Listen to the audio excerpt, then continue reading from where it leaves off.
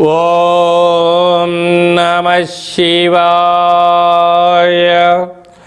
ఓం నమో నారాయణాయ. కర్మ నివారణ నరదృష్టి నివారణ కాళభైరవాయ నమో నమః. ఓం దిగంబరాయ విద్మహే హంసవాహనాయ ధీమహి తన్నో కాళభైరవ ప్రచోదయాతు. హరి ఓం.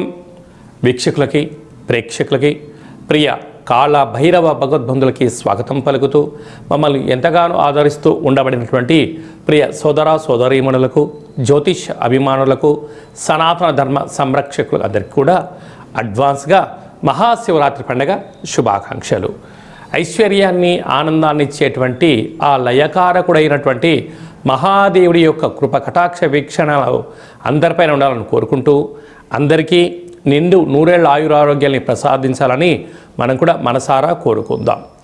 16/2/2026 నుండి 28/2/2026 వరకు పుట్టినటువంటి వారందరూ కూడా ముందస్తుగా జన్మదిన శుభాకాంక్షలు. గతంలో వివాహం చేసుకున్న వారికి వివాహ వార్షికోత్సవ శుభాకాంక్షలు. ద్వాదశ రాశుల్లో గ్రహ గమనాల్ని వీక్షింపచేద్దాం. మిథున రాశిలో దేవగురు బృహస్పతి సంచార స్థితి, సింహరాశిలో కేతు సంచార స్థితి, మకర రాశిలో కుజ సంచార స్థితి, కుంభరాశిలో చతుర్గ్రహ సంచార స్థితి, రవి బుధ శుక్ర రాహు సంచార స్థితి, మీనరాశిలో శని భగవానుడి సంచార స్థితితో ద్వాదశ రాశుల్లో గ్రహ గమనాలు ఈ విధంగా ఉన్నాయి. మీనరాశి వారికి విశేషంగా వ్యయంలో చతుర్గ్రహ సంచార స్థితితో ప్రారంభమయ్యి అష్టమి తిథి ఎందుకు పంచగ్రహ సంచార స్థితితో ఉంటూ ఒకవైపు ఏళ్లనాటి శని మధ్యమ సంచార స్థితితో ఉన్నప్పుడు దోషాన్ని తొలగించుకొని అష్ట కష్టాలకు స్వస్తి పలికి అష్ట ఐశ్వర్యానికి ఆనందానికి స్వాగతం ఎలా పలకాలో ఈ వీడియోలో సవివరంగా సంపూర్ణంగా తెలుసుకుందాం. మీనరాశిలో ఏ నక్షత్రాలు వస్తాయి అనగా పూర్వాభాద్ర నక్షత్రంలోని చివరి పాదమైనటువంటి 4వ పాదము, ఉత్తరాభాద్ర నక్షత్రంలోని 4 పాదాలు, రేవతి నక్షత్రంలోని 4 పాదాలు కలిపితే మీనరాశి. రాశాధిపతి దేవగురు బృహస్పతి. వీరికి రాశిలోనే శని భగవానుడు అర్ధాష్టమ గురు సంచార స్థితి 12 సంవత్సరాల తర్వాత ఇలా జరగడం వలన ఒక్కొక్కసారి ఈ జీవితం ఉక్కిరి బిక్కిరి అవుతూ ఉంటుంది. నేను ఇంత కష్టపడుతున్నాను, ఏమీ సాధించలేకపోతున్నాను. ఒకప్పట్లో నా దగ్గర ధనం ఉన్నప్పుడు అనేక మందికి సహాయం చేశాను, కానీ నాకేదైనా అవసరం అనిపిస్తే కనీసం మాట సహాయం చేసేవారు కూడా ఎందుకు కనిపించట్లేదు అనేటువంటిది సమాజం పైన అసహ్యం, బంధుమిత్రు స్నేహితులపైన కోపం, అనేక రకాలమైనటువంటి ఇబ్బందులకి ఆలోచన కలుగుతూ ఉంటుంది. కానీ ఇది తాత్కాలికమే అని మీకు తెలిసినను గ్రహ సంచార స్థితి అనుకూలంగా లేనప్పుడు ఇది నా ఒక్కడికే జరుగుతుంది, ప్రపంచంలో ఎవరికి జరగట్లేదు అన్న భావన మీకు కలుగుతూ ఉంటుంది.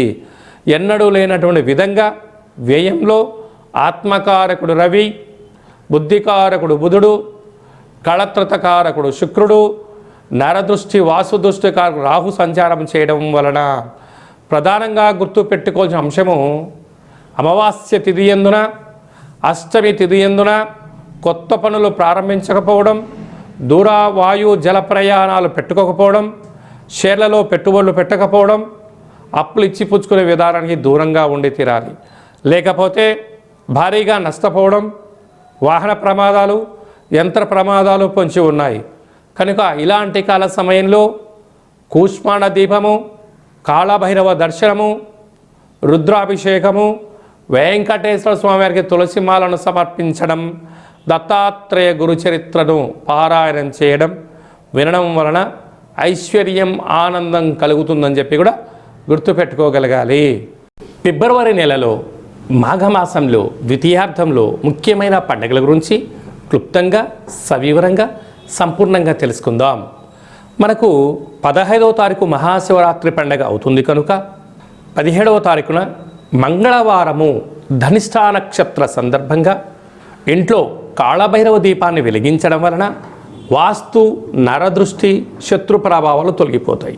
పిండి దీపాన్ని వెలిగించడం వలన సంపూర్ణమైనటువంటి మృత్యు అపమృత్యు దోషాలు తొలగిపోతాయి. కొబ్బరి నూనెతో కలిపినటువంటి పిండి దీపాన్ని పెట్టడం వల్ల ఐశ్వర్యం ఆనందం కలుగుతుంది.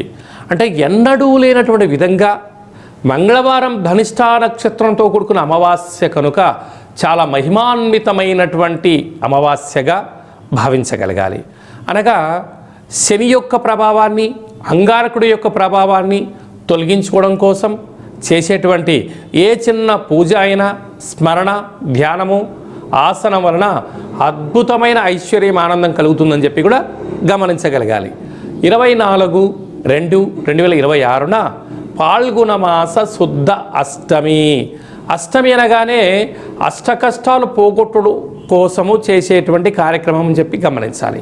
కనుక పాల్గొన మాసంలో అంటే తెలుగు సంవత్సరాలలో చివరి అష్టమి అంటే బహుళాష్టమి ఉండినను శుక్లపక్షంలో వచ్చే అష్టమి కనుక మనము కాళభైరవ స్వామి యొక్క స్మరణ, ధ్యానము, పూజ, ఆసనం, అష్టకాన్ని వినడం వలన సకల అష్టకాష్టాలను నేను కూడా ఈ సంవత్సరంలో వాటికి ముగింపు పలుకొని రాబోయే కాలంలో అష్టైశ్వర్యాల స్వాగతం పలికేటువంటి అష్టమిగా భావించగలగాలి.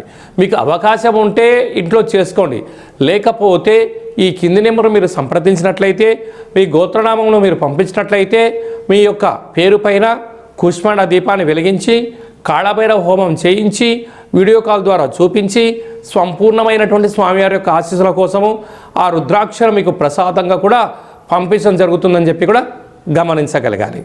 అలాగనే మీ వ్యక్తిగత జాతకం తెలుసుకోవాలనుకుంటున్నారా? మీ పుట్టినటువంటి తేదీ, నెల, సంవత్సరం, మీరు పుట్టినటువంటి సమయము, మీ పేరు రాసి ఈ కింది నెంబర్కు వాట్సాప్ పంపించగలిగినట్లయితే 100 సంవత్సరాల జాతకాన్ని రాసి పంపించి మీరు పుట్టినప్పుడు గ్రహ గమనాలు ఎలా ఉన్నాయి, ప్రస్తుతం ఎలా ఉంటున్నాయి, రాబోయే కాలంలో ఎలా ఉంటున్నాయో సవివరంగా సంపూర్ణంగా తెలియజేయడం జరుగుతుందని చెప్పి గమనించాలి. అలాగనే చాలామందికి పుట్టినటువంటి కాల సమయంలో డేట్ ఆఫ్ బర్త్లో లేనటువంటి కారణం వలన మీ పేరు యొక్క మొదటి అక్షరాన్ని అనుసరిస్తూ రాశిని తెలియచేస్తూ రాశి యొక్క గ్రహ గమనాలను తెలియచేస్తూ భూత భవిష్యత్ వర్తమానాన్ని రమణ శాస్త్రం ద్వారా అనగా గవళ ద్వారా కాళభైరవ ఉపాసన చేత తెలియజేయడం జరుగుతుంది. కనుక ఈ కింది నెంబర్ సంప్రదించి అపాయింట్మెంట్ తీసుకొని సంప్రదించగలరు.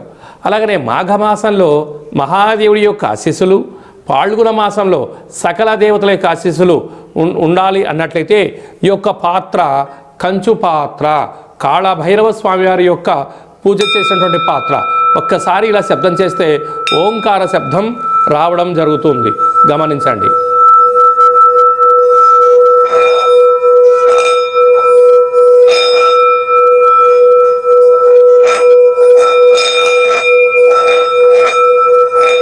ఇలాగా ఈ శబ్దత్వర మనం ఎక్కడైతే చేస్తామో గృహంలో ఉండబడినటువంటి జ్యేష్ఠాదేవి బయటికెళ్ళి మనకు లక్ష్మీదేవి గళ్ళు గళ్ళుమంటూ ఇంటికి రావడం జరుగుతుంటుంది. ఈ అక్షయ పాత్ర కాళభైరవ పూజ చేయించడం జరుగుతుంది.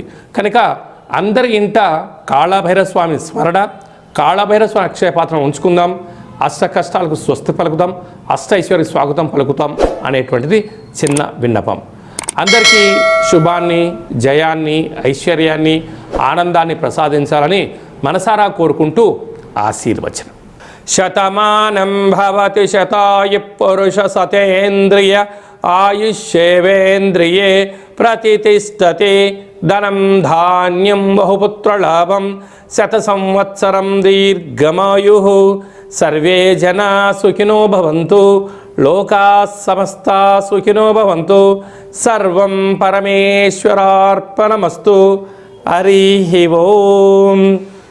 ఈ వీడియో మీకు నచ్చినట్లయితే లైక్ చేయండి, షేర్ చేయండి. ఆధ్యాత్మికమైన భక్తి సమాచారాన్ని అందరికన్నా ముందుగా మీరు తెలుసుకోవాలి అనుకుంటున్నట్టయితే గంట సింబల్ ప్రెస్ చేయండి, ఆలనే బటన్ కూడా తెలియచేయండి. ఈ భక్తి సమాచారాన్ని, భగవంతుడి యొక్క ఆధ్యాత్మిక కార్యక్రమాన్ని భగవద్బంధులకు, మిత్రులకు చేరవేయండి. హిందూ ధర్మాన్ని కాపాడండి.